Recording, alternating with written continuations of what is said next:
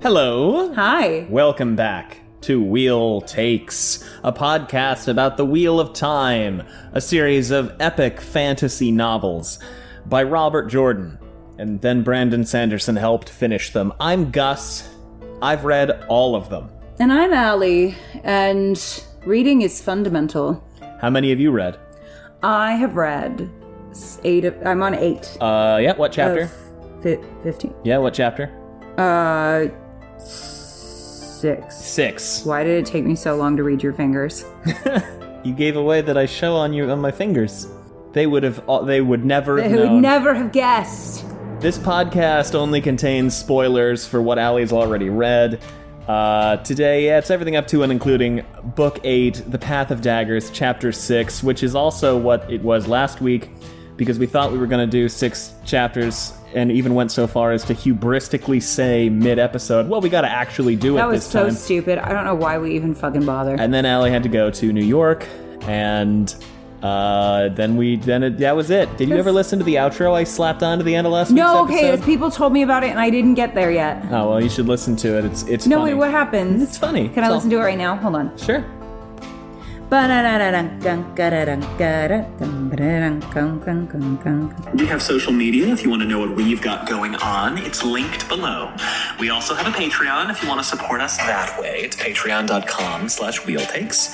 And of course, you can always leave us a rating and or a review, which is really helpful. Other than that, anything else? Allie from New York. Elayne and Aviendha are super gay. And, Cunnilingus. Thanks for listening, everyone. Bye. Bye.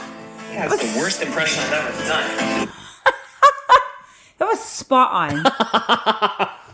I didn't realize I said all of that from New York. So here we are today. We're actually going to talk about these great chapters. But before we can do that, Yeah. we've got some people. We do. Some people to thank. Y'all are too nice. Some people indeed. Allie, first things foremost. Yeah. Thanks for the cup of coffee, Ben K, the storyteller. I think I know who that is. Yes, you do. The very one. Ben. Our IRL real life friend, Ben. You really didn't have to do that, sweetheart. Ben,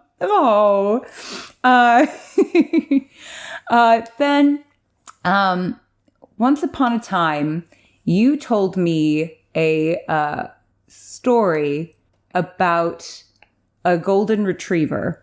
So I'm going to, because you told me that I am too smart. I said that I think that my, the animal that I most like might be a golden retriever. And you said, Allie, you are far too smart to be a golden retriever.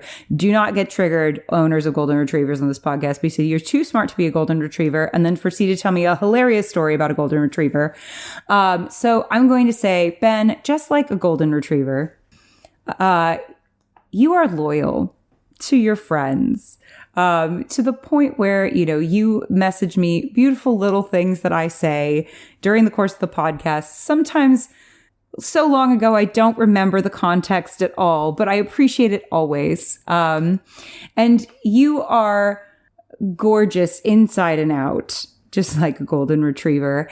And you are friendly. You always have a kind word for everyone you encounter. You are always the first person to offer to help. And you have the most spine-breakingly amazing hugs that I've ever had in my life. And your laugh is absolutely infectious. And I always look forward to hearing it. And thank you so much for being my friend and being a part of this community. Thanks, Ben. Thanks for... I don't know what this is. This is Norwegian currency. Watch as it's some other Ben K who tells stories and they're like, it's not. Who? Wouldn't that be hilarious though? Yeah. I'm sure it's not, but. And I'm going to mispronounce your name. I'm sorry, but thanks for the cup of coffee, Vetla M. Vetla N. M. Vetla N. Just like a vivacious pair of sunglasses. You are well made. You have a just gorgeous disposition. You draw the eye, you bring attention to yourself wherever you go, you complete any ensemble that you are a part of. You are also protection. You are protective of your friends. You care for them. You would shield them from the harshness of the world. And you also help people see clearly what they can do to be better people and to better the world. And for that, we thank you. And thanks for being a part of this community. And thanks for the high five, Gorgo. Gorgo, just like a genuine. Have I done genuine? I'm trying to make them as unique as possible, but there's only so, you know what? There's not as many nice words in the English language as you would think there were. No. There are a lot more mean ones. And I think we should change that. But Gorgo, just like a genuine article, you are snappy. You've got a title that would draw attention, and just like that, you are somebody who draws attention. You keep things moving, which I so appreciate, because sometimes you're in a room and you're just like, I need someone to make a decision. You are that person who's like, I can make a decision. I can be there as needed. I can be helpful. I could be on the ball. You might be tempted sometimes to see the world in black and white, but you also really know how to read between the lines when you really need to. Mm-hmm. And find that hot nuance in there. And you are inquisitive and investigative. You look into the world, and you are like, there's more to be unearthed here. And that is, I feel like, a really important quality for us to always have, is to keep asking questions, keep pushing ourselves to know more. And that is what you are like. And for that, we thank you. And thanks for being a part of this community. And Ben, I also wasn't saying you were dumb like a golden retriever. Just wanted to be clear. Thanks, everyone. Thanks for your kind contributions. They're really sweet. Also, the golden retriever community is really intense. I'm not saying golden retrievers are dumb. Allie. Just Ben met a dumb golden retriever. Sure. Allie. Yes. This is the question. What? Where did we leave off? Where did we leave off? We left off on chapter 3. Yes. Which was a chapter in which Aviendha and Elayne were very gay. The listeners were worried we were breaking up live. Were they? No. Oh.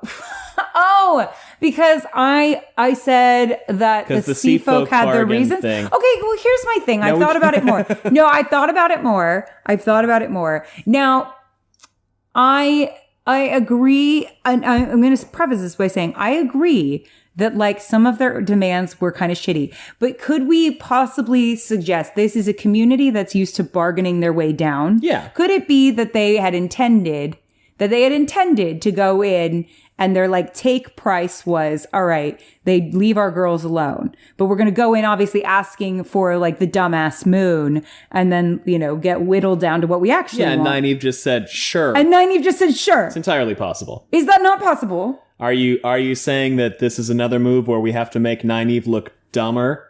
We're going to knock our girls down a peg? Well, is that it does seem to be kind of consistent. For here? It does. I'm not rooting for it. I'm just saying it does seem to be kind of consistent with what we've been doing with Nynaeve's character. No, you're right. Yes, it does. It is. So I think you're probably right. So that's my headcanon. Because otherwise the sea folk are just a bunch of dicks. And I just think that Robert Jordan, in his brain, maybe had some more nuance than that, or either that, or I'm just giving him way too much credit. I like where you're going with that. I think that that's pretty reasonable, that this was their initial ask and Nynaeve was just like, fine.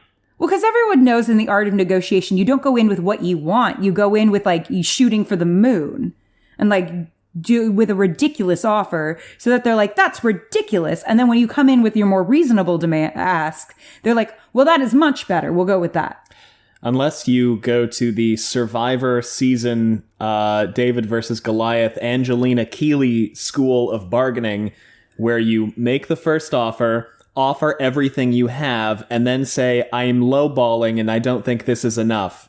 Okay, say what you will about Angelina Keeley, but she is one of the best, funniest modern players of Survivor. She was on the White Lotus. In terms of her being a character, she is one of the funniest people that's been on Survivor in a long time. Mike White actually put her on season 2 of the White Lotus very briefly.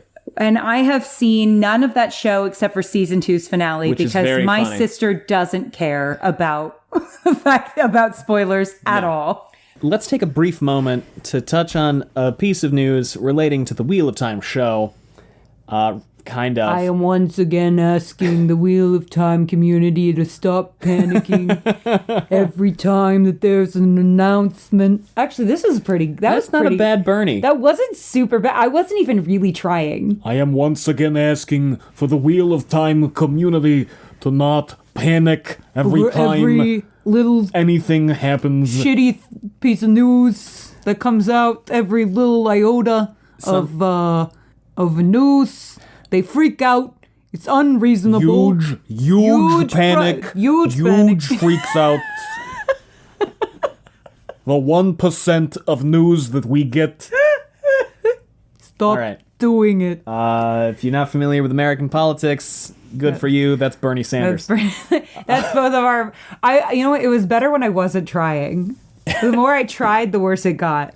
Moradin on Twitter suggested that every time a piece of Watch Show news comes out, we put out a 10-second podcast that just goes, "That's not how it works."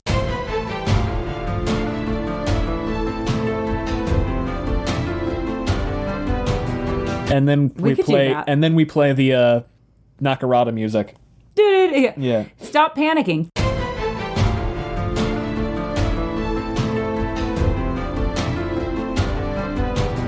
Okay, So we learned a few days ago, and we're actually re-recording this snippet with additional context. We learned a few days ago that Rafe Judkins is going to be the showrunner for an upcoming God of War show based on the acclaimed video game series, along with two guys who were the co-creators of the Expanse show with a lot of credits to their name, who are being, I think, head writers and EPs. Mm-hmm. Rafe is showrunner / EP.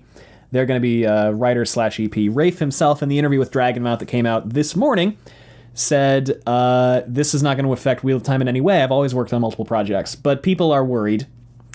They shouldn't be. Yes. Allie, people are worried that Rafe, that this means bad things for Wheel of Time. Nope. People are worried that Rafe is going to lose focus. Nope. The Wheel of Time will be delayed because of this. Nope. The Wheel of Time will suffer because of this. Nope. That this means Rafe doesn't care. Nope. That this means Amazon has the writing on the wall for the Wheel of Time. No. They've decided to renew it for a third season so that we can close out the story, and then they can transition Rafe onto God of War. No, that doesn't make any sense. The Wheel of Time is a very expensive show that performed very well for 2 quarters. I think it was the #1 show on Amazon for 2 quarters. Yeah. That's going to mean something. And granted, we're living in uncertain times when it comes to TV. So can I predict everything that's going to happen and all of the decisions that executives are going to make? No, no one can. No one ever has been able to. But this alone is not something to panic over. Is the show running a really demanding job? Yeah. Is it uncommon for people to work on multiple projects at once? Absolutely not. Mike Schur, for instance, did Good Place and I think the last seasons of Parks and Rec and Brooklyn Nine-Nine all at the same time. Yeah. Shonda Rhimes does multiple. Yeah, there are plenty of showrunners that do multiple projects at one time. It's not that uncommon, especially because right now Hollywood is having a really big problem with a lack of showrunners in Hollywood. And so a lot of the time they're getting used on more than one project. Also, the fact that he's not the only executive producer on that project. Yeah. Like, there's going to be 2 other, they're extremely seasoned producer / writers on that show. I'm not sure if they're even going to have a writer's room for that show or if they just want someone kind of being there as like a checks and balances, because now some people like Mike White on White Lotus don't even have writer's rooms. They just create the entire show, which frankly sounds exhausting. Yeah. But there's plenty of shows that don't even have writers' rooms to run. And so he might just be like there as somebody kind of checking their progress. And a logistics guy, possibly. Yeah. And like, listen, I have some... I like to see writers' rooms because there are lots of writers that want to work, but everybody's prerogative is everybody's prerogative. So there's too many variables and unknowns to panic about anything.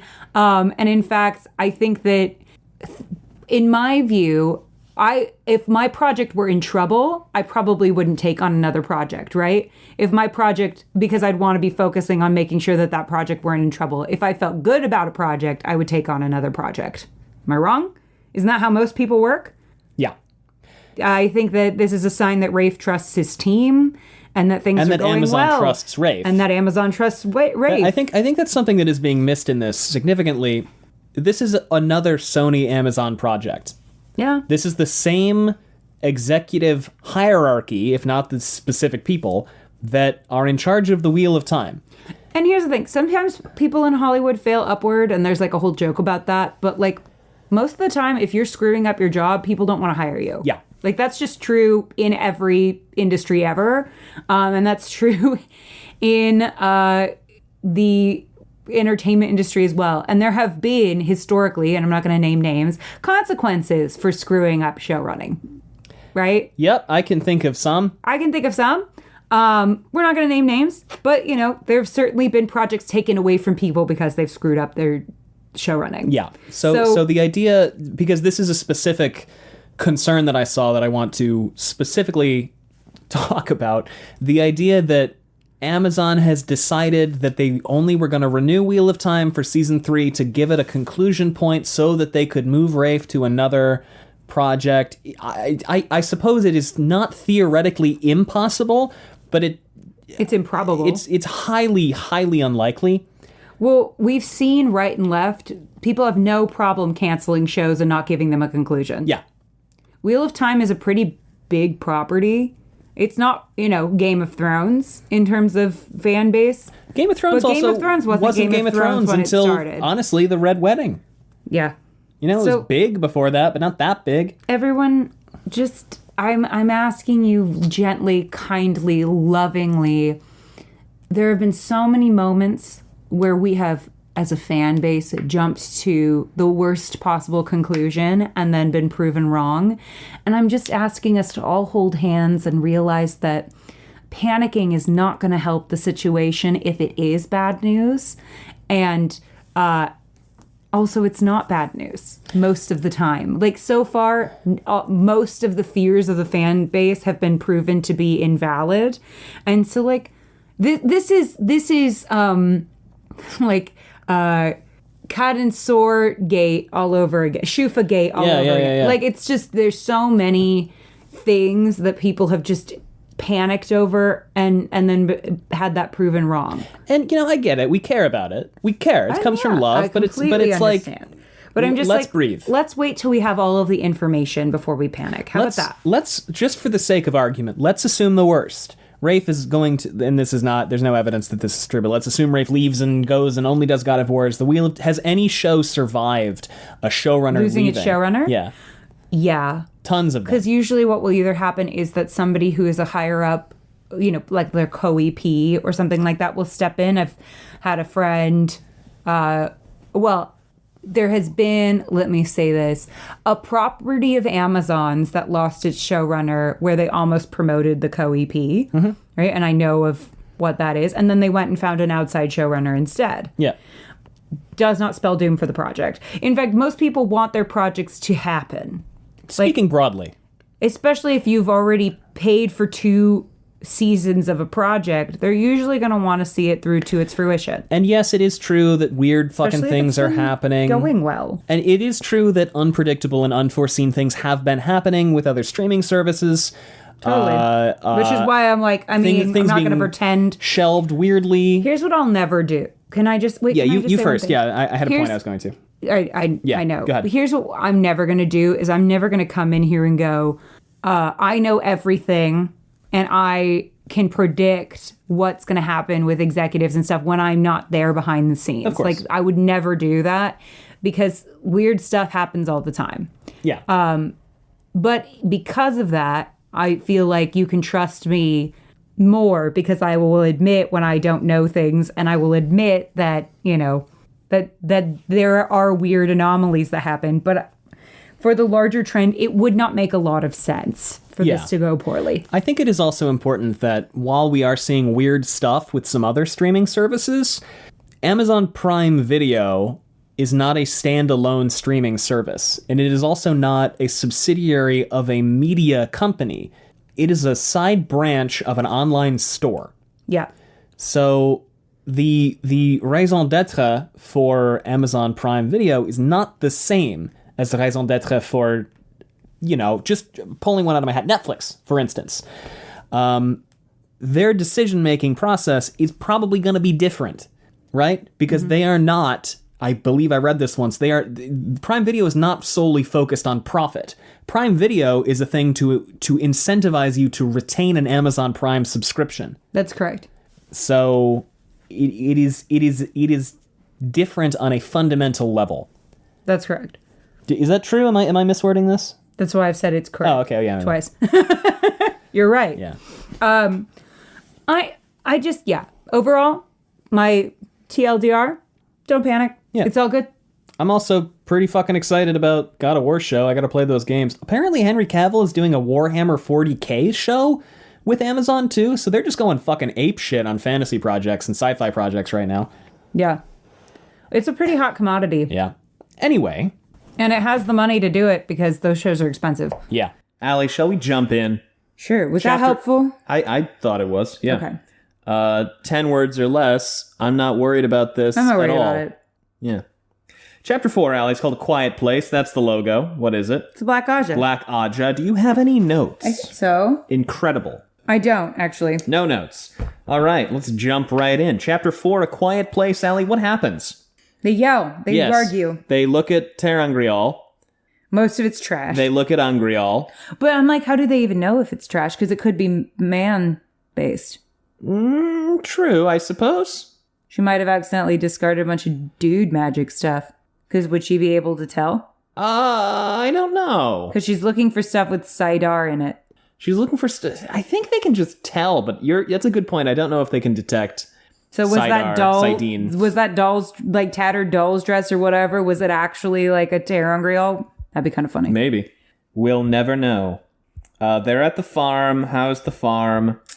They scatter like ants. They fucking panic and it's then actually a pretty funny moment. Yeah. Not actually. Robert Jordan writes really funny moments. So they ride up, and Alice is the woman who's in charge of the farm, and Rihanna is up front, and Alice goes, I hardly expected to see you, Rihanna. Berowyn brought word of trouble in the city, of course, but I didn't think it was so bad you'd have to leave. Who are all these? And then she's like, oh no, you've betrayed us. Yes. And everyone starts screaming. Because What's-Her-Face couldn't put her hood up enough. What's her name? Well, the warders... No, yeah. There was a gal with her head. Kariana. Yeah, that idiot. Kariana didn't hide her face enough, and then Alice freaks out, and everyone starts you screaming, have one job. You have one job. Sit there quiet with your hood up. And Nynaeve is like, can someone tell them all to calm the fuck down? Oh my god. Some of them are running into the olive groves. Stop them. The last thing we want is a panic. Send the warders. Quick, quick. And Lan is like, you want to send armed men charging after the panicked women, Nynaeve? Do you have another suggestion? Quick, before they all run away. And they do. Maybe do the voice amplifying thing and be like, come back. We're not going to do... Well, they won't believe them. Yeah. Well, they can't lie. They can't lie. So, okay, voice amplify and say come back. We're not going to hurt you. Nothing bad is going to happen to you if you come back. Alice is like, why? Why, Rihanna? I could not have imagined you doing this. Did they give you bribes? Offer immunity? Will they let you walk free while we pay the price? They probably won't allow it, but I vow I'll ask them to let me call you down. Yes, you. The rules apply even to you, eldest. If I can find a way to manage it, I vow you won't walk away from this smiling. And Rihanna's like, everyone, can you just fucking chill out for a second? Honestly. This is... They know, Alice, about the kin. The tower has always known everything.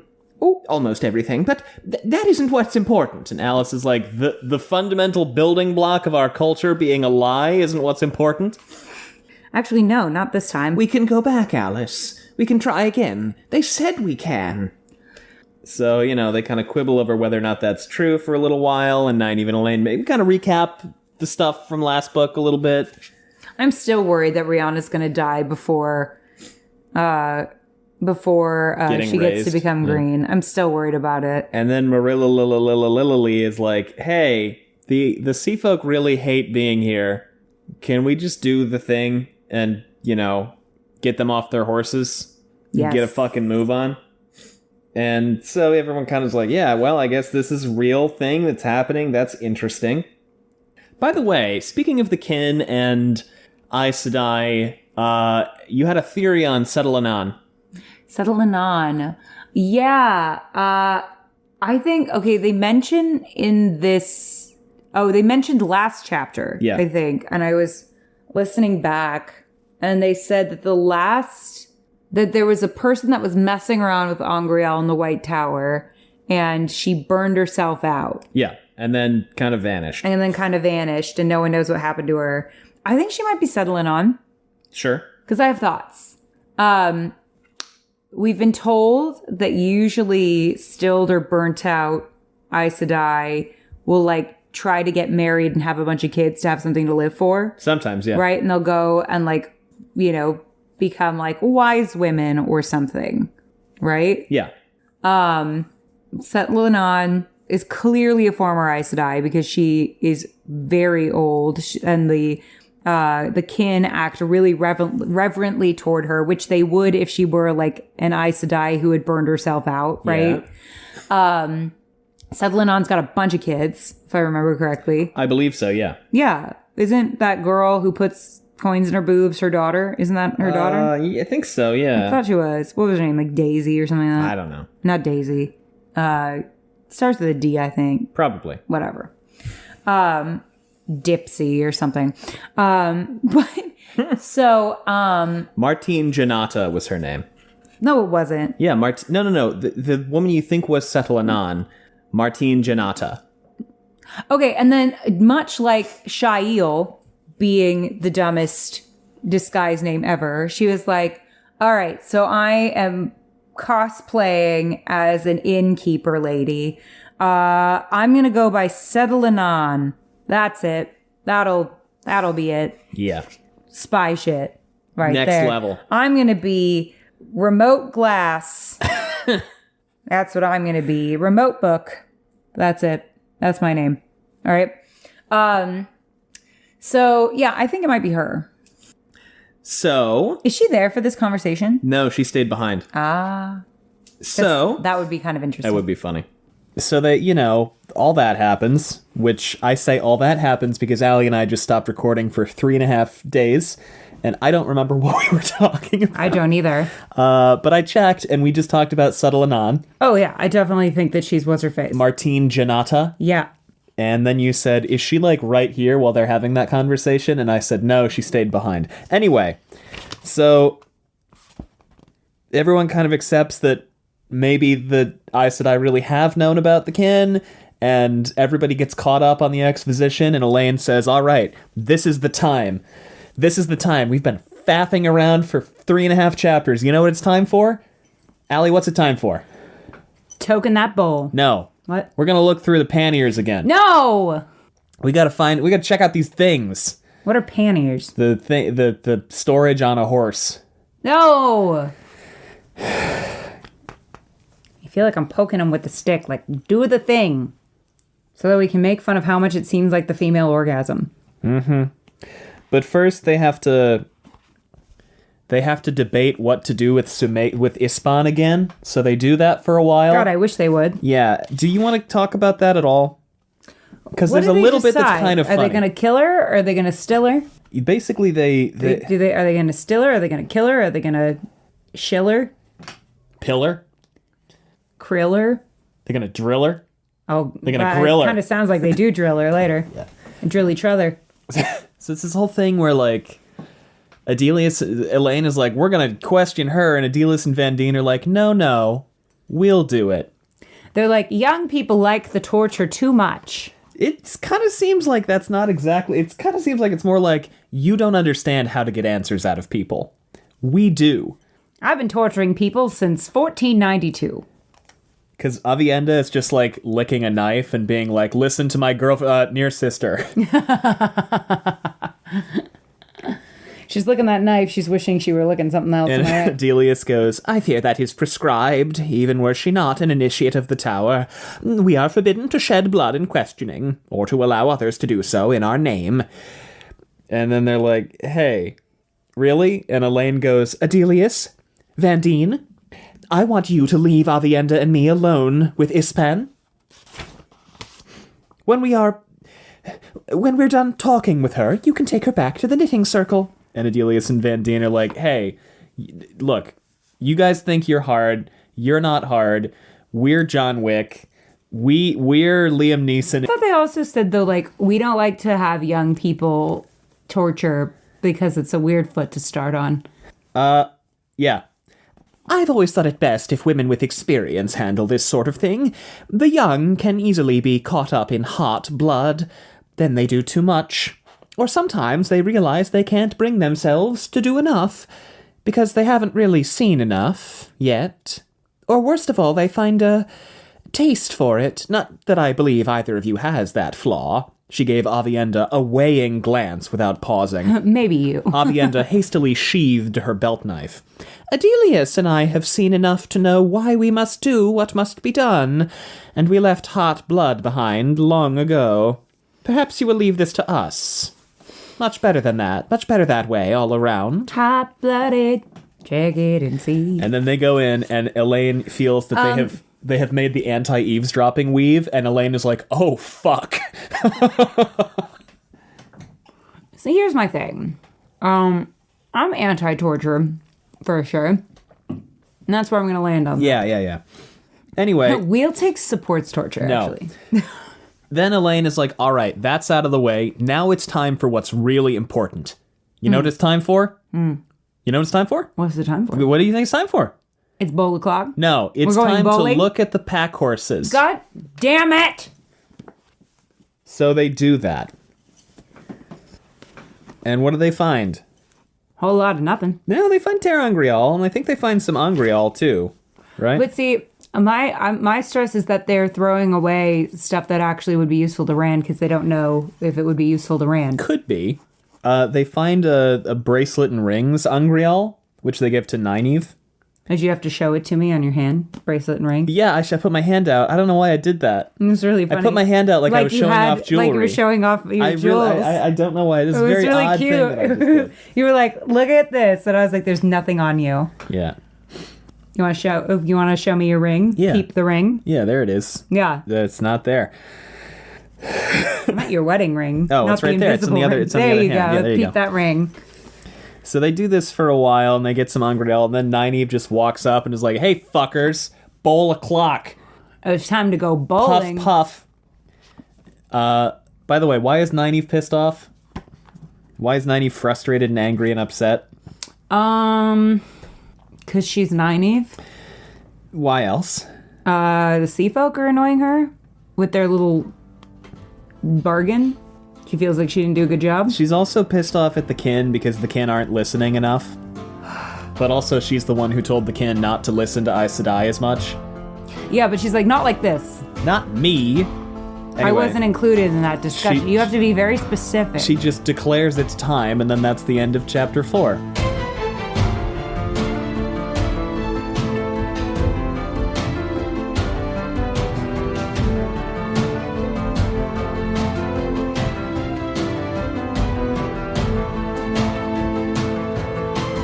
Chapter 5, Allie.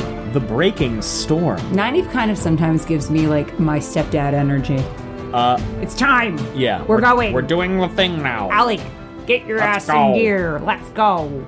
That's... If you want to know, that is an accurate depiction of what my stepdad sounds His like. voice? Yeah. Hold on. Okay, Gus is a really good one. I don't want to go to that. I'd rather stay home. Okay, have fun. All right. time for bed. That's a very polite version. There's 2 stars out. Good night. I'm going to bed now. My stepdad, if he sees 2 stars in the sky, Allie, he come decides... Okay, let's go. Let's go. Go. Get your ass in gear. Get your ass in gear. He has a schedule known only to himself. Yeah, when it's time to go, he just announces it. He just sort of leaves. There's no we're trying to leave in 10 minutes. No. All right, I'm tired. We're time. Okay. And then he just kind of walks out. And he just yells, "We're going!" And everybody else is kind of like, "What happened to him?" And you're like, we're like, "I don't know. We'll find him later." He's ordered a lift. He's sitting in it waiting for us. Yeah. Anyway. He's also the master of the Irish goodbye. That's the chapter logo. What is it? It's a lion. The Lion of Andor. You don't have notes because we did a live react, right? We did, yes. But how did you like this chapter? I did a lot, and I feel like it should get more hype than it does. Because I have not heard anything about it. Well, it's kind of hard to talk about it without giving no one's away like, that it do happens. might as well. No one's like, the Bowl of the Winds pops off eventually. I've said this before. Do Might As Well's, while important, I think is the most overhyped chapter. How dare. In the series. How dare you. Partially because a lot of people, as we've discussed, I'm just kidding. A lot of people come away from Do Might As Well's with, that was awesome, sure put them bitches in their place, as the takeaway. I don't like that you used the word. I was quoting. I'm sorry, do you want me to take that out? I didn't mean it that way. I know, it's okay. I don't hear you use that word very often. It was shocking coming from you. I've noticed I was editing older podcasts once as they were coming out, and I realized I don't do that, but I will say bitch boy a lot. Because if I can apply it to a guy. See, that's okay with me. And I don't know why that's more okay to me. Why not? You know what? It works. You were editing old podcasts? Well, 2 weeks old when I was putting them up, and I noticed a through line. I heard myself say bitch boy, and I went, I don't usually say that. And then I was thinking about it, and I have said it before, but I'll only keep it in if I say bitch boy. I'm okay with bitch boy. No. Anyway, Allie, the Breaking Storm. B-boy. Elayne Chap.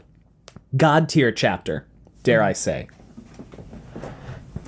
The sun stood little more than halfway down toward the horizon by the time they clambered up the well-worn, snaking path to the top of the steep-sided hill above the barns. That was the spot Renila had chosen. It did make sense, from what Elayne knew of working weather, all learned from a Seafolk Windfinder, to be sure. Channeling anything beyond your immediate vicinity required working over long distances, which meant being able to see a long distance, much easier on the ocean than on land. Except from a mountain, or hilltop, it also needed a deft hand to avoid causing torrential rains or whirlwinds or the light alone knew what elsewhere. Whatever you did, the effect spread like ripples from a stone tossed into a pond. She had no desire whatsoever to lead the circle that would use the bowl. So they get up there on top of this hill, and Nynaeve is like, why the fuck have we been just shitting around, jerking ourselves off for an hour now? Jesus fuck. We are on page 117. What the fuck have we been doing? And that's what I'm asking. Nynaeve is all of us in this moment. So everyone is kind of nervous. Garini has been moaning, but now she stopped. But don't worry, she'll start up again soon based on this chapter. Nynaeve goes, we could be done by now. We could be shut of... Because she's pissed off at the kinswomen for running around and being afraid. Could be done jerking ourselves off by now. Yeah. Anyway, we got to remind ourselves that all the women are at odds with each other and uncomfortable. Which makes for the hottest orgy that's about to happen. Can you real quick give some context for why you're saying things like this? I don't think I need to. I think you just need to listen to what this description is. I think that Robert Jordan will tell us. Okay, good. So they have Angreal, they hand out Angreal, Aviendha looks nervous, and Elayne walks up to her. Well, I mean, it's her first orgy. Elayne walks up to her and goes, is something troubling you? And Aviendha goes, I have failed you. I cannot form the gateway properly, and all saw me shame you. I thought a servant was one of the Shadow Rot, and behaved worse than foolishly. The Atha'amir ignore me and glare at the Aes Sedai as if I am an Aes Sedai dog yapping at their command. I pretended I could make the Shadowrunner talk for you, but no Father Aes Mai is allowed to question prisoners until she has been wed to the spear for 20 years, or even to watch until she has carried it to 10. I am weak and soft, Elayne. I cannot bear to shame you further. If I fail you again, I will die. Okay, don't do that. Unless it's in the Shakespearean sense. Yeah. Am I right? Aviendha, by the way, is standing at the edge of a cliff while she says all this. So get away from that And cliff, Elayne is girl. like, hey, maybe don't What in die. the Morgaze energy? And she kind of pulls her back from the cliff and goes, You haven't failed anyone. Least of all me, Aviendha. Nothing you've done has ever shamed me, and nothing you do ever could. And you're about as weak and soft as a stone. I'll bet the sea folk are scared silly of you, too. As for Ispan, I thought I could do what was necessary, too, but just letting my mind dwell on it makes my hands sweat and my stomach roil. I'd throw up if I even tried. So we share that. and Aviendha does some hand talk at her that means you startle me. And Elayne is very familiar with her hand talk. She's been teaching Am her. I right? She's been teaching her hand talk, Allie. Oh, she sure has. Yeah. Also, adorable. And then they And teaching her language. Aviendha turns and touches her cheek gently, like this, and goes, We both have weakness in us, but it brings no shame so long as only we two know. My God! They're gay! and Elayne goes, Yes, of course it doesn't. Bisexual and she goes, energy. here, she said, pressing the woman wrapped in her hair into Aviendha's hand. Use this in the circle. And now Aviendha, they're giving each other gifts, which is significant Is it? in the IO culture. Yeah, that's right, Isn't that right? like a thing? This is big. Isn't it a thing? This is big A thing, big thing. They have a thing. Someone's gonna be like, well, not when it's a woman. Oh, Shut my- up. Shh. Don't ruin it with your freaking words. I'm tired of people ruining things with their words. Aviendha, you know how it feels when you hold as much of Sidar as you can? Think of holding almost twice as much. Really think of it. I want you to use it. Please? And Aviendha goes, Only if twice I as can much. hold you later. To hold all that, I can barely make myself imagine. This is a very great gift, Elayne. She touched Elaine's cheek again, pressing her fingertips. Oh my God. That was the Aiel equivalent of a kiss and a hug. Oh, was it? Is it? Is it? Is it? Is it? So then Nynaeve comes over and Is she's like, it? hey. Is it? Is it? Is it? Is it? Al, how you feeling about that section? Is it? How you feel about all that? How you feel about it? Feel good about that? I feel like they're queer. Yeah. So, and I won't hear otherwise. They're the queerest. They are so like in love with each other. It's like almost gross. That's what I'm gonna say. So then Nynaeve comes over and goes, I feel I've been behaving like a fool. It's that bloody man's fault. I feel like I've been behaving like a fool, not noticing that the two of you are definitely in a relationship. When he's not right in front of me, I can hardly think of anything else, and when he is, I can hardly think at all. You have to tell me when I'm acting the fool. I depend on you, Elayne. So now this is happening. Because we can't let it get too gay. We got to talk about men again. Yeah, we got to bring in some mans. They go to the Bowl of the Winds, and they stand at the bowl, and Renila goes, Talan Din Gelin, take your station. and Talan Den Gellin is a sea folk lady, and Renila goes, Mutara Din Junal, take your station.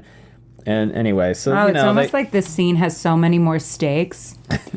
If something bad can happen to you when you're in a circle. Yeah, wow, yeah. So you're telling me that It's after almost like I 4 don't know. chapters of... And oh my God, when Elayne gives that to Aviendha, it's to protect her in the circle.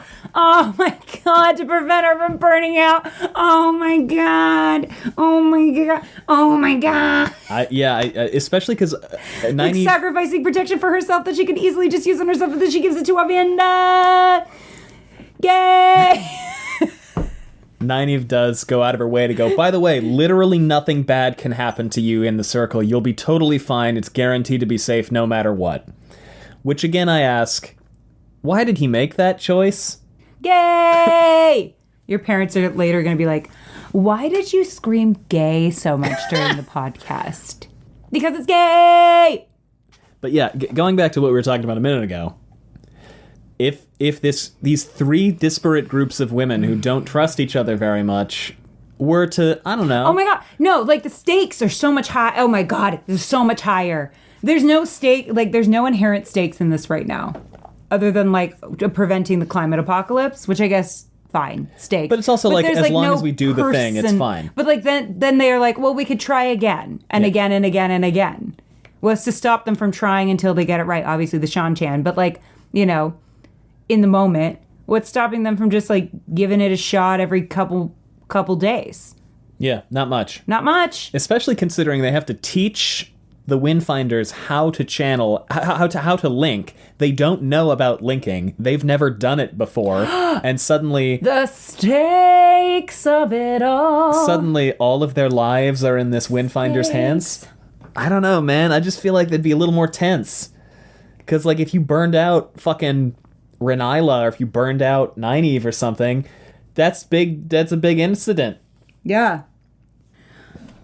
It's got more stakes than a Gibson's. I would just like the stakes right? here. Yeah. Chicago reference. Who got it? Okay. So, anyway, they all line up. It's got more stakes than a Mastro's. Am I right? So then Kyra Dingelin Running Wave is the most powerful Windfinder, and she takes charge and goes, "Today we shall do what has not been done since the breaking of the world, when our ancestors fought wind and wave gone mad. By the bowl of the winds and the mercy of the light, they survived. Today we will use the bowl of the winds, lost to us for more than 2,000 years and now returned.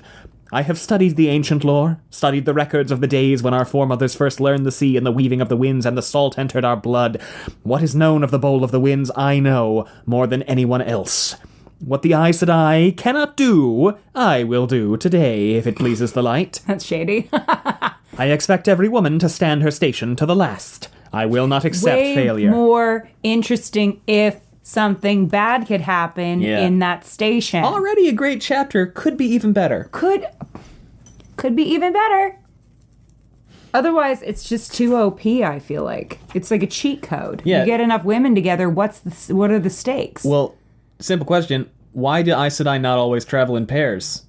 Because if you can simply link for everything you do without any risk of burning out... I feel like you don't even need a warder at that point. Kinda.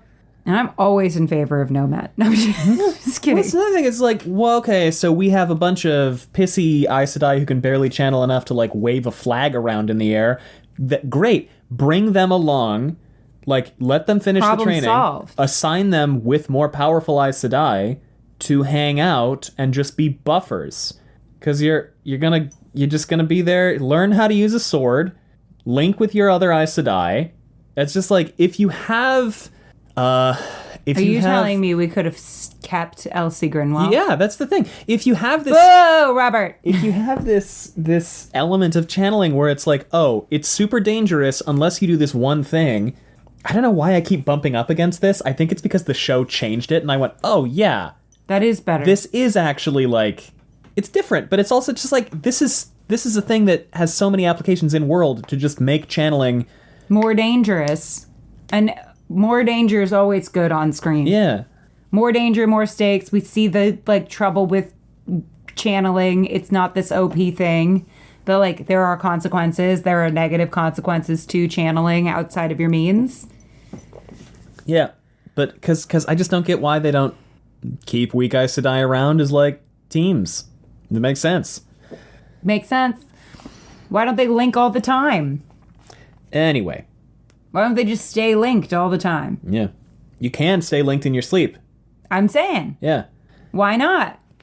So Kyra goes, Nynaeve, you will now demonstrate your skill at linking. Be about it, woman, and quickly. And Nynaeve is like, oh man, I just want to punch you so hard. Yeah. And imagine if this was a life or death scenario and you wanted to punch someone in the face. So Nynaeve walks them through how to chant. She goes, I assume that means I have permission to speak. The first thing is to embrace the true source, Kyra. I assume you know how to do that, of course. Elayne will now assist me in the demonstration. If we have your permission. And Elayne just goes, I prepare myself to embrace the source, but I don't actually embrace it. She opened herself, and the Windfinders leaned forward, peering at her, though there really was nothing to see yet. While I'm at this point, the rest is up to Nynaeve. And so Nynaeve, what does Elayne do? She holds herself on the very edge. She's edging. She starts edging. Nynaeve goes, now I will reach out to her. Nynaeve paused, looking at Talon.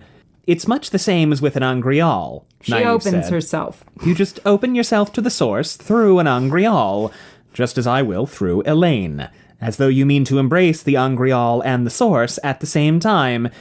It isn't very difficult, really. Watch and you'll see. When it's time to bring you into the circle, just put yourself on the brink. That way, when I embrace through you, I'll embrace through the Angreal as well. Concentration or no concentration, sweat began to bead on Elaine's forehead. But then, wait, it gets better. The heat had nothing to do with it. The true source beckoned. It throbbed, and she throbbed with it. It demanded. Stop! The longer she hung just a hair's breadth from touching the power, the worse the desire. The need would grow.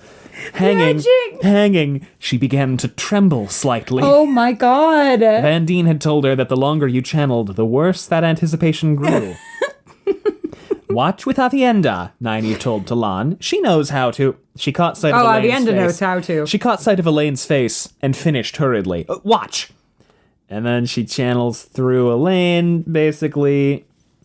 Elayne felt as though she were being shaken. Nothing happened physically, but inside her head she seemed to be bouncing around, tumbling wildly downhill. Worse, she was jostled toward embracing Sidar with excruciating slowness. It took less than a heartbeat and seemed to take hours, days. She wanted to howl, but she could not breathe. Abruptly, like a dam bursting, the one power flowed through her.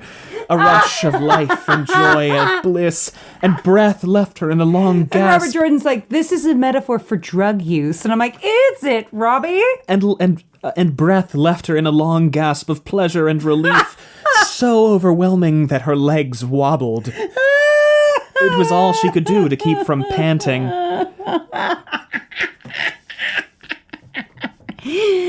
Tottering, pulling herself up, she gave Nynaeve a stern look, and Nynaeve shrugged apologetically. Twice in one day. The sun had to be turning green. No. And Nynaeve goes, now, don't fear that whoever leads the circle, she shot a frown at Kyra and sniffed, can make you draw too much. This really is a great deal like an Angreal. The Angreal buffers you against the extra power, and in somewhat the same way, in a circle you can't be made to draw too much. In fact, in a circle you can't draw quite as much as you can otherwise. And Renila is like, we could all, this is terrible, this is extraordinarily dangerous. And Nynaeve is like, no, it's not. See, immediately killing the stakes. Killing the stakes. Nynaeve goes, not only can you not get hurt by the channeling, you also cannot force a woman into a circle against her will. So this is completely safe. Killing the stakes. Killing the stakes. Oh my god, if you could force a woman into a circle against her will. That'd be fucked up. That's kind of what an IDOM is. So theoretically, you know, it could be possible. Because an IDOM is basically... would be so much... Like, imagine a Forsaken. You're, like, way weaker than a Forsaken, right? And they just, like, use you for your power until you burn out. Subsume your ability, yeah. That would be fucked up. I think they should do that. Wouldn't that be fucked up? Like, you just, like, burn you out on purpose. But they're like, all right, I'm going to link up all these women, and then just, I'm the strongest one here, right? Because the Forsaken are super, super strong women. Yeah. So I'll just, like, take them over. If Rand can just still people at will, it would make sense. It would make sense. That's the other thing. Like, I'll just use these people until I burn them out. Stilling is supposed to be this complicated thing, and Rand can just go like, you're done. I just love these books. All right. I think that would be something I would do. I would add that to the show that you could, because like how much scarier would like Grendel be if she could like just grab all these women and then like use their power until they burnt out.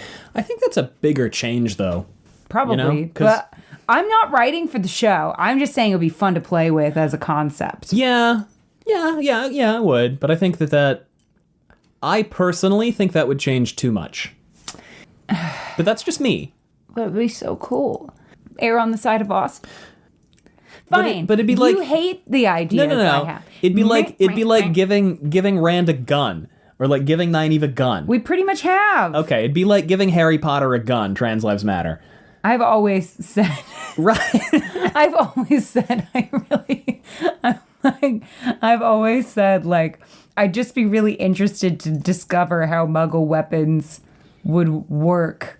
Not like that I want it to happen. I'm just like, how would that go? When I was a very young person reading the Harry Potter books for the first time, I didn't understand. I asked my parents, I said, why don't they just arrest Voldemort? They said, what do you mean? I said, well, when he's doing bad stuff, just walk up to him and go, you're under arrest. Oh, He'd have to go with them. What, like, you have to. I was like, why don't they just do that? You are so lawful good. I can't. I really am. I can't. Meanwhile, my ass is like, why don't they just shoot him? Gun. Oh my god. I'm like, he's got to sleep sometime. So Nynaeve runs them through the circle, passing the circle. Elayne linked next with Aviendha, so Talon could actually see how it was done with an Angreal. It's just so articulating the difference between the two. And it went perfectly. Aviendha was a very quick study, blending in. I bet easily. she is. Anyway, so they all link up.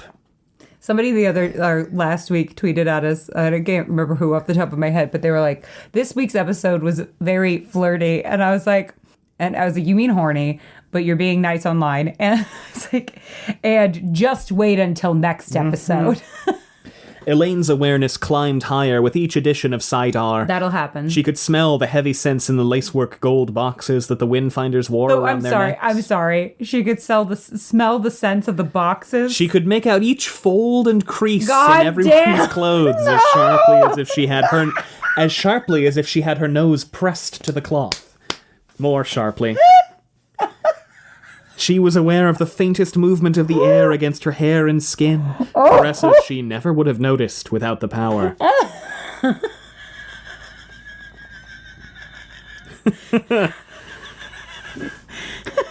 Surprisingly, Aviendha felt fear too, but small and tightly contained, and all but swallowed by determination. Garinya and Kirstian, shaking visibly, were nearly pure terror, so strong it was amazing that they could even have begun to embrace the source. What filled Rihanna to overflowing was eagerness. And no matter her skirt's smoothing.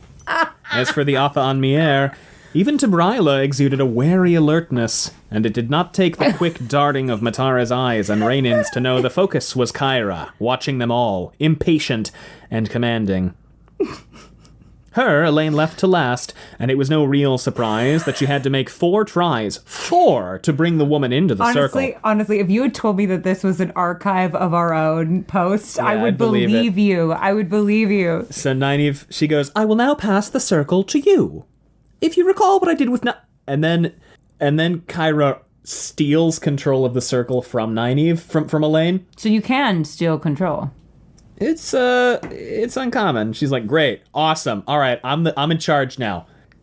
Again, way more stakes if you know that this could be dangerous. And then she just grabs control. I'd be scary. The Windfinder's eyes remained on the flattened crystal shape.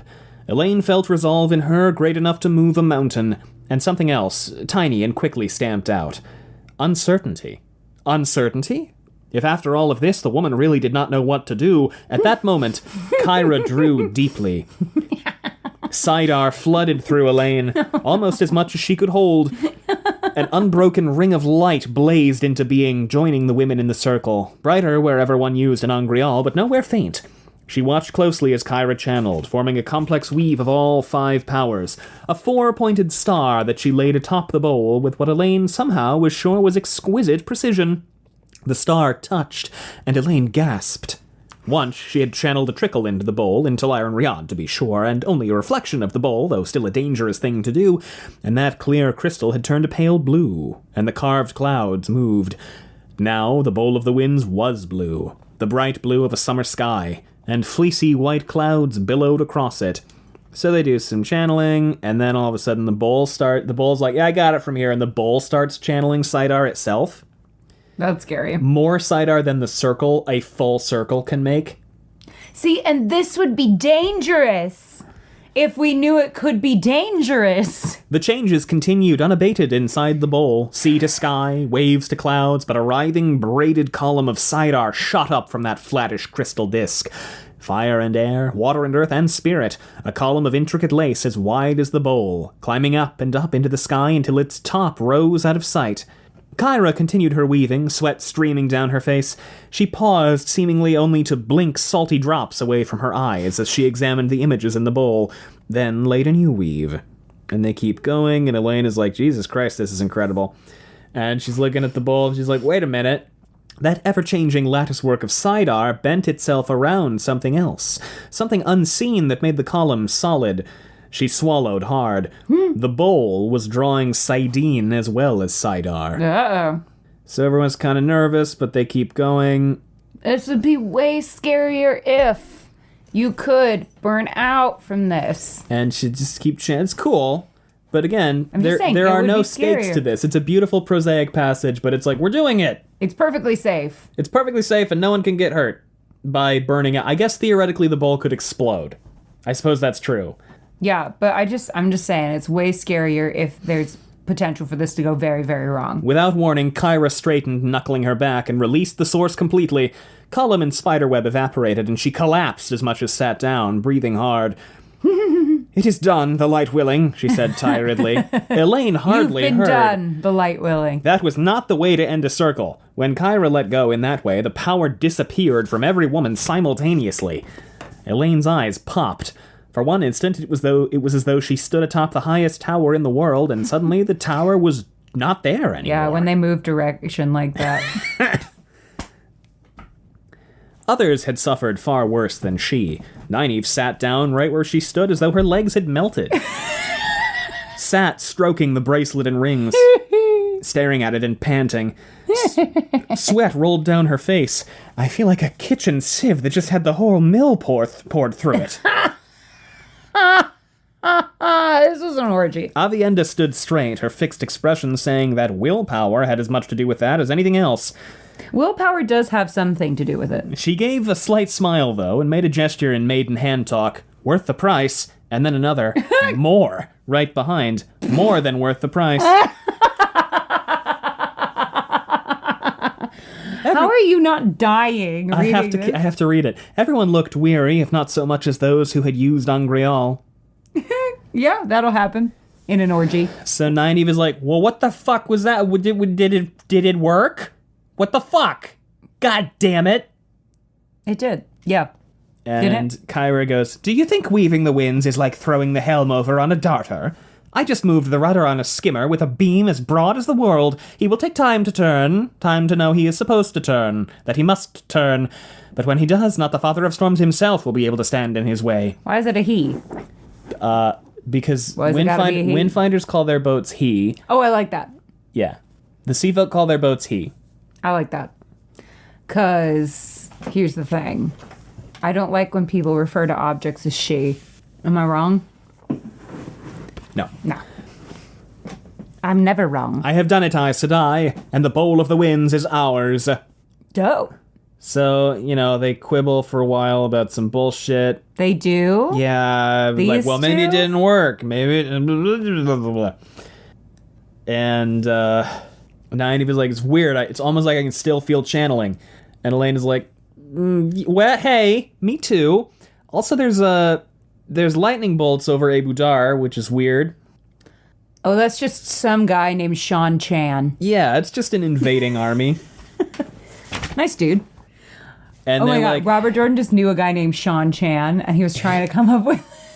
It's spelled that way. it is. I've told you this before, right? In Malazan, there is a desert. The word he picked for desert is Odan. It kind of desert, kind of not. And the desert is called the Penpatsun Odan. And if you look at it, it is spelled Pan-Pot-Sun. So I think what was happening was that Steven Erikson was writing in his kitchen, And he needed a name for the desert, and he was like, fuck, I don't know. And he looked to his right, and he was like, Pan. And he looked to his left, and he was like, Pot. And he looked out the window, and he went, Sun. Pan, pot, sun. Hell, half the time when I'm doing those compliments, I'm just looking around the room going, what That's true, objects are in here? Is there anything new? So, Nynaeve is like, oh, God, fuck, shit, fuck. Oh, fuck, someone's attacking. Fuck. Okay, I'm gonna go get Matt. Is Matt with them? Matt's in Abu been Dar. here this whole time? Oh, No, a building fell on him, remember? Oh, yeah. A That's building why I'm is like, currently falling why on would they him. go get Matt? Because Nynaeve looked south, saw channeling used to attack a city, and she's like, oh, fuck, Matt's there. I gotta go get him. Oh, she does love him. Maybe they didn't feel us the way we do them. Maybe, but they'll have seen unless they're all blind. The light burn our luck. Take everyone who will go to Andor with you, Elayne. I'll meet you there. Matt's in the city. I have to go back for him. Burn the boy. He came for me, and I have to. Oh. And Elayne is like... Friendship. This is what we call Elayne is like, friendship. listen, I also want to get Matt and my surrogate foster dad and that guy he keeps around him with a fez on, whose name I don't remember because I don't give a shit about the poor. I don't make a habit of And giving a shit Vannon about and the that poor. child who I feel maternal toward because when I see a child, my ovaries go into overdrive because I'm a woman in a Robert Jordan book. But, Call him out, I guess. every fucking woman in this book sees Oliver and they're like, oh. And he's supposed to be canonically the ugliest child in the world. I don't know, man. I just think it's a little much. But maybe he's got one of those like ugly dog things where they're so ugly they're cute. And Do you know what I mean? Yeah. Yeah. So Elayne is like, no, fuck that. We have more important things to do. I agree with you that it would be nice to rescue all these people, but fuck all that. If it's the Forsaken, they don't give a shit about Matt. They're looking for us. And it's like, well, really? You think the Forsaken don't give a shit about... I think they might. Anyway. By the way, I approved of that call out. I just wanted to No, share. I understand you. Nynaeve was like, no, we gotta go get her. Aviendha, tell her about honor. You're all about that shit. You're a fantasy Klingon. Like, go explain that honor is more important. And Aviendha's like, no, not in this case. Can I be real about something for a minute? Yeah. I'm a person, well, I don't like every child because not every child is cool. But like I tend to, as a woman, like really enjoy kids. And I hate that in a way sometimes because I'm like, ugh, I just feel like I fulfill a stereotype. Do you know what I mean? That is a reduction of stereotype. That puts people like me in little boxes. You chose the right one, though. Choose the right box, though. I must admit. I do like kids. I like kids because they're so interested in everything. You know what I mean? And they're so happy. Life hasn't hurt them very much yet. It's nice. It's nice to be around. It's nice to see, like, the world through their eyes. Yeah. So they convince Nynaeve it's not worth going back for Matt. Nynaeve crumples because she doesn't want to let a Two Rivers kid get hurt. Or anybody, but, like, especially the kids who she is here to protect. It's And fair. then they start yelling, Shadow Spawn! Because something's attacking. What's attacking? Shan-Chan. Shan-Chan. And they're big winged creatures. And they're Rakken. Rakken. I like how Rakken is just dragon, but with a K and no D. Do you think they have big Rakkens? Yes, they're called Torakken. Torakken. Dragon. They're dragons. I was making a boob joke. They've got What? they've got big Rakkens. Oh, that's funny. I'm You sorry. You know how I know it was funny? I didn't laugh. Yeah, you Yeah, didn't. I'm sorry. So they fuck up the Rakken, but they try to, but they don't. And then Elayne is like, oh, Jesus, fuck. Oh, dick shit. What the Jesus Christ was And this? she's like, I've been practicing my swearing. And Nynaeve goes, you're doing a shit-ass job at it. Oh. That doesn't actually happen, but, you know. No, Aviendha would never say anything bad about Elayne. They're like- because their love is so pure. We got to get out of here. And then Renat, who is it? Kyra? Kyra was the one managing everything. We got a Kyrian and a Kyra. Renila comes up. And she goes, some of our ships have encountered these Shan-Chan. If they are in Abu Dar, then the ships beat to sea. My ship fights for his life, and I am not on his deck. We go now. And she makes a gateway, but of course... when you're not on the deck. What? What? What? So she makes a gateway, but does it work?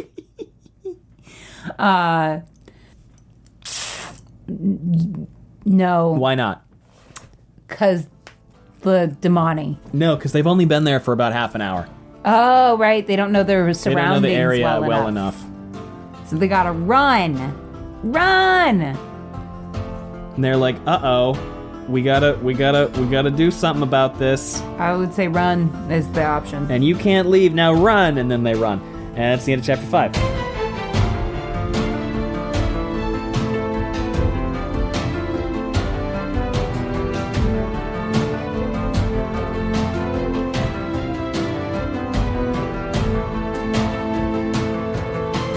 Chapter 6, Allie, is called Threads. That's the logo.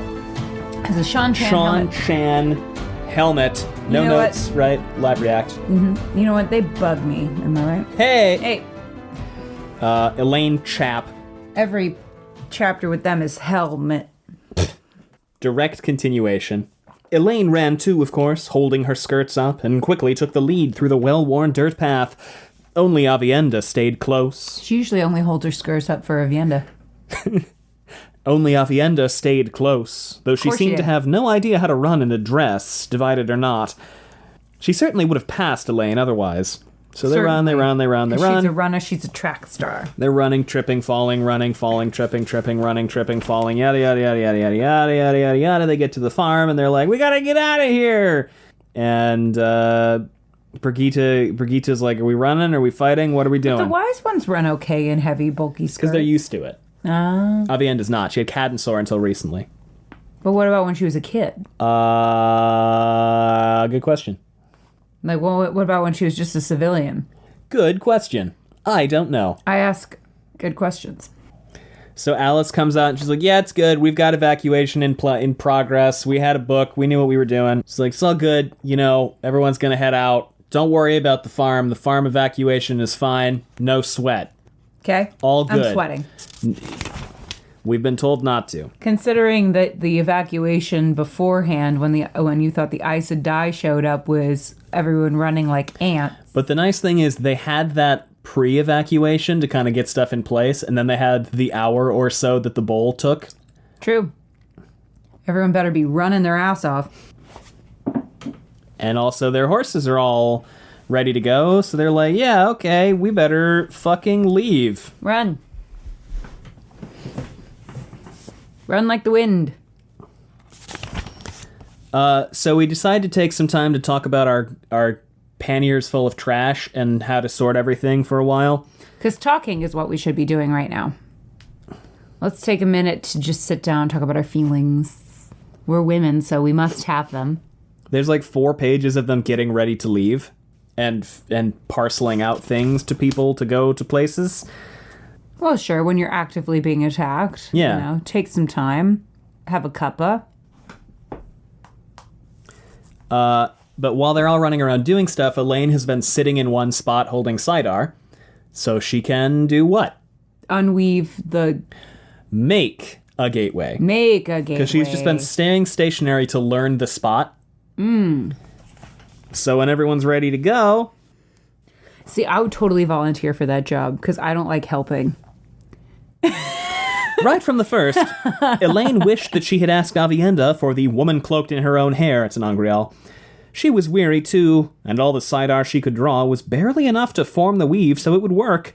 The flows wavered in her grasp, almost as if trying to twist free, then snapped into place so suddenly that she jumped. So they make a gateway. Nynaeve is like, you nearly cocked that up. Helpful. They start going through. Where have they gatewayed to? A field? One of her estates. One of whose estates? Elayne. Well, why not? It's her country house in Malibu or whatever. Provence. Oh, we just have a wee little chateau in Provence. So they start That's going, lame. They start going through. Nynaeve is A counting. modest estate, and you go there and you're like, what the fuck? It's like 75 rooms. Nynaeve is waiting to be last through. She's counting to make sure everyone who came with them gets through. Mm-hmm. Because Nynaeve cares. It's so sweet. But Alice insists that Nynaeve go through. She's like, move your fucking ass. And so she does. Honestly, though. Go. Move. And then Alice comes through and she looks at Elayne. She's like, you need to wear more sunscreen. What? Because she's a kindly old woman. She's like, you gotta keep the fucking sun off your face, girl. You're gonna get wrinkles and melanoma. I will say that is really sound advice. Yeah. So Not for the wrinkles, for the melanoma. they just talk about hats for a while. It's also sound advice for wrinkles, but you should be wearing sunscreen. The real skincare routine that everyone should have is Sunscreen. sunscreen every day. Yeah. At least SPF 30, but preferably more. So they get through, and they're looking around, and it's the the weather's still bad here for now. Especially if you're the color of, Snow, like we are. a saltine. You need more keratin in your diet. You seem jaundiced. Am Is I- keratin? No, if you look like a I'm saltine, it's kind of yellow. Is keratin the not thing that yellow. helps with jaundice? I forget. Well, I have an excess of keratin. Oh, well then you're fine. That's why you get keratosis pilaris. I see. Mayonnaise colored people. You know what I mean? Yeah. But So Elayne is Nynaeve is frustrated that Alice took charge instead of her because she wants to be in charge. Mm-hmm. Anyway, they get through, and we have some moments where the women quibble with each other again, and then these women? Never. Nynaeve goes, "Why are you holding it? Let go." And Elayne is like, "Hey, remember that thing that Aviendha did? I'm gonna try it. I'm gonna give it my best effort. Is this a good idea?" Yes. Yeah, it's 'cause then kind of the necessary, right? The Shan-Chan can't follow them. Just in case the Shan-Chan are able to read residues, they would have gateways. Yeah. And they could gateway directly to this spot. Why would they have gateways? If they can read residues, then they can learn the weave for a gateway. Well, and if any of them saw her do it, And if any of them... Well, if they saw her do it, we're already fucked. yeah, They didn't. They're not there yet. right. But if any one of them can read residues, they can see the weave she used. Right. Which would be bad. Because then they would have gateways, which, Yes. as we've discussed before, Would be bad. are broken. She goes, "Take everyone to the manor house, Nynaeve. Master Hornwell will be surprised at so many visitors arriving at dark, but Okay, yeah, it's a douchey estate because she has a Master Hornwell there. tell him you're guests of the girl who cried over the red bird with the broken wing. He'll remember that. I'll be along as soon as I can." And Aviendha's like, "Hey." Will he? That seems like such a specific reference. Aviendha goes, "Hey, girlfriend, maybe you don't do this one. This is hard. You shouldn't do it. You shouldn't start with Why a can't fucking..." they just say I'm friends with Elayne? Anybody could say that. This is a specific memory. That's true. Okay. Elayne plucked one of the discernible threads free of the weave. It wavered and flailed like a living tentacle. It fuzzed and spluttered, tiny fluffs of Sidar breaking off and fading away. So now we have tentacles. And you were giggling about this. "Go on," she told Nynaeve. "I'll wait for the rest until you're all out of sight. It has to be done. The Shan-Chan will be at the farm in hours for sure." This is just the path of hentai. And Nynaeve is like, "Well, fuck that. I'm going to stay here. Nothing I can do to help, but I'm going to stay here. Put the fucking thing back. You just, put it back." And Aviendha goes, "It cannot be put back. She has begun, and now she must finish. You must do as she says, Nynaeve." And Nynaeve is like, "Don't tell me what I must and must not fucking do." begun, and so she must finish. "You be careful, you hear me? If you get yourself killed, I swear I'll skin you alive." And Elayne laughs. She goes, "You know what I mean. And don't think I don't mean it, because I do. I Okay. do." But could you not distract her while she's doing it? Ugh, don't worry, Nynaeve. Elayne dies later. You're so set on that. So sure. One of the three women dies for surezies. So almost everyone leaves except Brigitte, Nynaeve, Aviendha, and the horse, who sadly dies. But No! Yeah. Not the horse. And Brigitte goes out of her way to talk up the horse. She goes, "If you ever treat a man half as well as you do that horse, he'll be yours for life. I think I'll just sit a while. I've ridden long enough today." Well, sure, there's no, urgent thing that would require you to get on a fucking horse. They want to stay and keep an eye on her. And Aviendha goes like, "Hey, yeah, I know you want to wait until they're out of sight to keep going so it doesn't cause a tactical nuclear explosion. But you cannot wait too long. Once you have started the unweaving, the flows begin to grow slick after a time. Letting one slip free Once before it you is out of start, the things weave get slick. is the same as letting go of the weave. It will fall into whatever it wishes then, but you must not hurry either. Each thread must be pulled free as far as it will go." The more that come loose, the easier others will be to see, but you must always pick the thread that is easiest to see. And then she puts her hand on Elayne's cheek like this and goes, you will do well if you are careful. And Elayne's like, doesn't sound hard at all. It's fucking easy as shit. Oh my God. And Aviendha's like, it's easy if you know how to weave. And Elayne's like, I've never woven a single goddamn thing in my life. Do you know what Queen of Andor means? Slick was what you would get if you coated a live eel with grease. She gritted her teeth just holding on to that first thread, and that was on top of trying to pull it free. So she keeps going, and they're getting slicker, and she's good with her hands. Yeah, well, when she keeps going, they do get slicker. Oh my God. A bath tonight would be most welcome. No, well, she could you not might think need of a that. bath afterward. Oh my God. All attention on the weaves. They were getting harder to handle, quivering in her grip as soon as she touched one, but Things they still do came get free. quivery And every time at touch. one thread began to lash about, another seemed to leap out of the mass to suddenly be clearly perceptible where there had only been solid sidar before.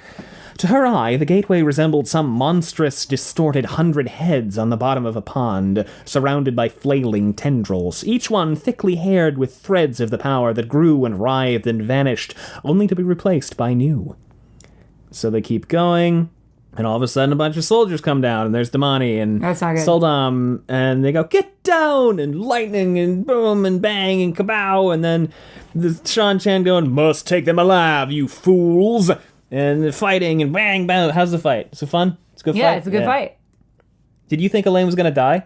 Because No. you seemed pretty nervous.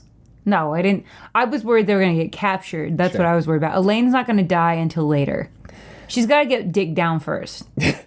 So they're fighting and shooting and stabbing, and Aviendha's belt knife stabbed into a man's throat before he could recover. Arrows flew from Brigitta's bow like hail. With one boot on the horse's reins, she grinned grimly as she shot. Because I think at this point, they have all gotten on the horse, and they're riding away to get clear. So, but Elayne can still see it, so she can still do it. Mm-hmm. But they're, like, riding away from the gateway. Uh-huh. And then all of a sudden, she grabs the last thread that she can see, and it doesn't fucking... She realized to her horror that after one tug, that it was all she could do to hold on. Had the thread moved? Had it slipped free any at all? If it had, she did not dare let go. The thread trembled greasily in her gasp. Alive, I said, that Shan-Chan voice roared. Anyone who kills a woman gets no share of the taken gold. The flurry of crossbow bolts ceased. And Aviendha goes, you wish to take me? Then come and dance with me. And she starts hurling fireballs. You wish to take me? You couldn't handle me. Sorry, they haven't gotten on the horse yet. Uh-huh. Elayne goes, you two must get away. I don't know how much longer I can hold this. Go as fast as you can. The other side of the hills should be safe, but every span you can cover gains something. Go! And Brigitta's like, fuck that shit. You let that bloody thing go before I tell you, and you won't just have to worry about waiting for Nynaeve to skin you. I'll do it myself. And then I'll let her have a turn. Just be quiet and hang on. Aviendha, get around here. Behind that thing. Can you keep that up from behind us? Get around here and on one of those bloody horses. So, Aviendha's been shot in the arm, by the way. She's bleeding profusely. No! And they, they're all getting on horses. They're running, they're galloping. Brigitta grabs Elayne and puts her on the horse. Because Elayne goes, I'm not certain I can hold on if I try to get up. Ride as fast as you can. I'll hold on as long as I'm able. Please go. And Brigitta picks her up and goes, you can hang on. I never met a Queen of Andor before you, but I've known queens like you. A backbone of steel and a lion's heart. You can do it. Yeah. Slowly, she pulled Elayne up. Every stab in her every stab in her leg echoing in Elaine's head. Because she's been shot in the leg, too. They've been shot. No! Yeah. Elayne quivered with the effort of holding the weave, holding that one thread, and was surprised to find herself erect and alive. Brigitta's That can leg, happen. You can be surprised to find yourself erect. So anyway, they get on a horse, and they're keeping an eye on the thing, and she gets in the saddle, backwards. You do what needs doing and leave where we're going to me. Anyway, I could read all this, but, it's good, right? It's good. Any thoughts? It was nerve-wracking. They ride up the hill. Aviendha runs out of I don't know why strength. this isn't hyped more. It's a great scene. It's a really great scene. Why wasn't this the climax to book 7? I don't know. I feel like if it had been in the climax spot, people would be really I mean, it's a climax in and of itself. You know what I mean? Yeah. But honestly, They're climaxing the whole time. I don't understand why this wasn't the end of book 7. I don't either. Maybe he hadn't thought of it. He starts writing book 7. He's like, shit, this would have been really good to put in the last book. So as soon as Aviendha stops throwing fireballs, Shan soldiers start running through, and then Soldam and Damani come through, and they're going to start blowing them up. And Brigitta's like, hey, we're at the top of the hill. This is awesome. And the Damani is about to channel. Uh-oh. And she's like, oh, fuck. And then she makes a shield, and she shields Elayne, just as Elayne crests the hill. And what happens when you shield a woman who's holding onto a weave? The weave severs. Yes. What happens to the gateway? It explodes. Down in the meadow, the weave that had been a gateway fell in on itself. Haggard, looking as though she could not possibly move, Aviendha hurled herself from her saddle at Elayne, carrying them both off. Elayne just had time to see the far slope of the hill below her as she fell. The air turned white, blanking her sight. There was sound, she knew there was sound, a great roar, but it lay beyond hearing. Something struck her as if she'd fallen from a rooftop onto hard pavement, from a tower top.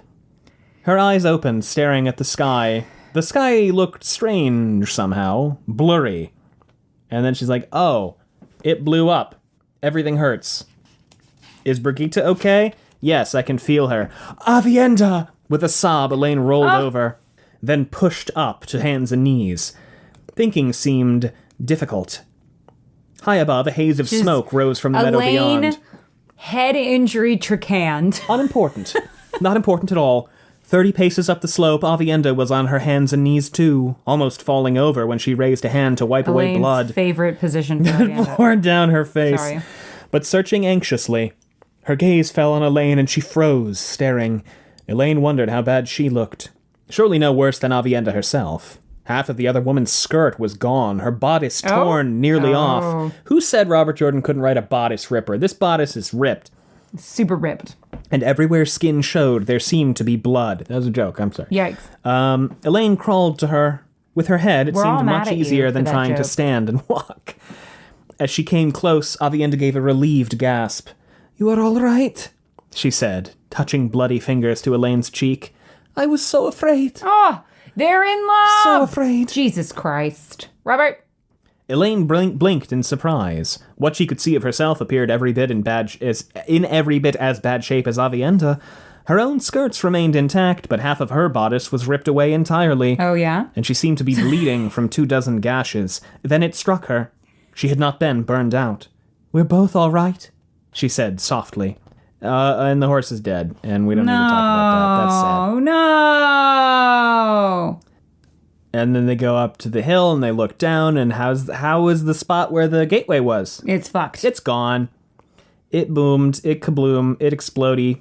It bomb. It gone. It bad. The Shan are just gone. Yep. They have been vaporized, apparently. Yikes. She's like, huh, cool. I'm going to have to practice that. Yeah.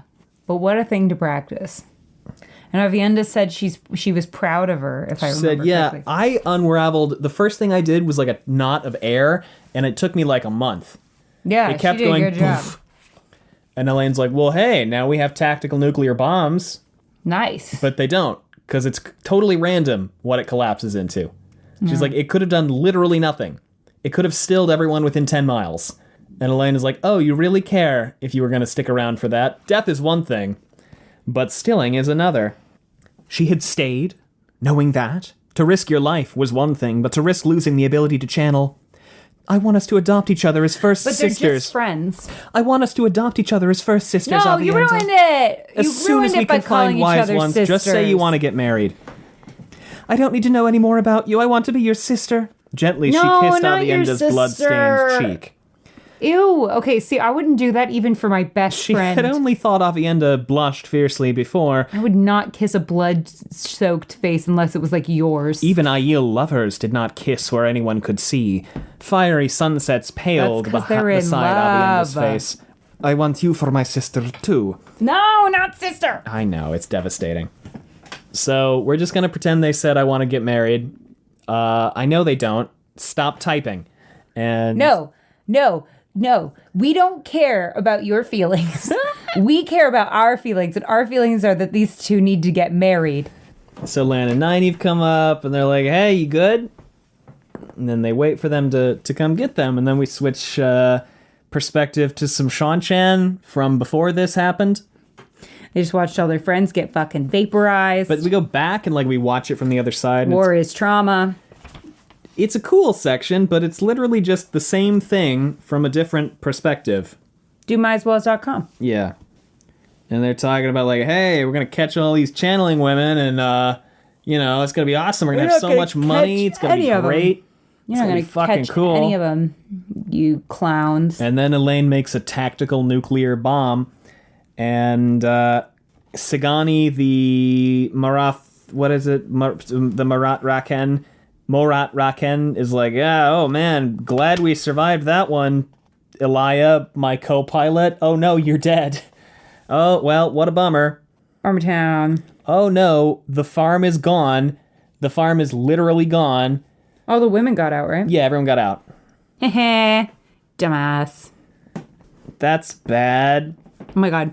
Imagine if you had just popped out to go to the grocery store and you come back. Everyone said this was a land full of Marath. It's like, you know, in Community, where what's-his-face goes out and gets a pizza and comes back in and everything's on fire. Everyone said this was a land full of Marath Damani waiting to be collared. But with this new weapon, these women who called themselves Aes Sedai were a true danger. Something had to be done about them. Something decisive. Ooh. Perhaps like that. if the High Lady Surath was on her way to Ebudar, she would see the need too. Ooh. So what is the net effect of Elayne's tactical nuclear device? They're gonna kill the Aes Sedai. Hey, the Aes Sedai are a real threat, and we probably need to mobilize to deal with that. They're definitely gonna go to the White Tower, huh? That's the headquarters. Elida's fucked. So how'd you like... but wait. The Saladar people are there too. This is all bad. They're not there yet. I thought they were on their way. They're on their way, Okay, but... so imagine they're on their way and they get there and Elida's already been taken care of. That'd be funny. How'd you like these chapters? I really like the last two. Yeah.